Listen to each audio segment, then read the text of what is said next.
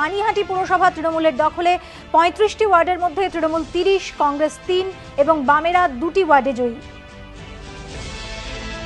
হাবড়ার দিকে যদি আমরা নজর দিই, সেখানেও কিন্তু হাবড়া পুরসভা তৃণমূলের দখলে গিয়েছে। 24টির মধ্যে তৃণমূল পেয়েছে 15, বামেরা পেয়েছে 8টি এবং কংগ্রেস 1টি ওয়ার্ডে জয়ী।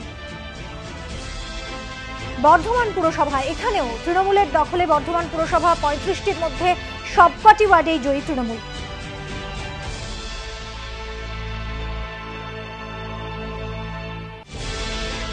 এরপর নজর দেব চাকদার দিকে। চাকদা পুরসভার 21টির মধ্যে সবকটি ওয়ার্ডেই জয়ী তৃণমূল।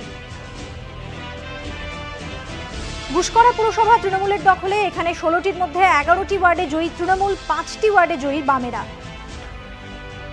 এরপর নজর দেব বালুরঘাটে। বালুরঘাট পুরসভা তৃণমূলের দখলে, 25টির মধ্যে 14টি ওয়ার্ডে জয়ী তৃণমূল, 11টি ওয়ার্ডে জয়ী বামেরা। ডায়মন্ড হারবারের দিকে যদি আমরা নজর দিই, সেখানেও কিন্তু ডায়মন্ড হারবার পুরসভা তৃণমূলের দখলে গিয়েছে। 16টির মধ্যে 10টি পেয়েছে তৃণমূল, 1টি বিজেপি, 3টি বাম, 1টি পিডিএস এবং 1টি আসন পেয়েছে নির্দল। এরপর নজর দেব ডালখোলা। ডালখোলা পুরসভা কংগ্রেসের দখলে, 16টি ওয়ার্ডের মধ্যে 9টি কংগ্রেসের, 2টি তৃণমূল, 4টি বামেদের। 1টি ওয়ার্ডে ভোট গণনা বন্ধ রয়েছে।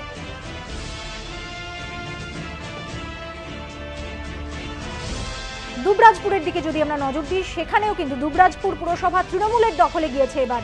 16টি ওয়ার্ডের মধ্যে তৃণমূল 9টি, বামেরা 1টি, কংগ্রেস 4টি, বিজেপি 2টি ওয়ার্ডে জয়ী।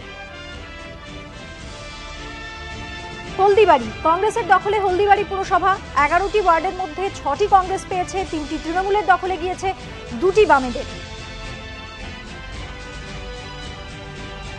মেখলিগঞ্জ পুরসভা বামেদের দখলে, 9টি ওয়ার্ডের মধ্যে 8টি পেয়েছে ফরওয়ার্ড ব্লক, 1টি পেয়েছে কংগ্রেস।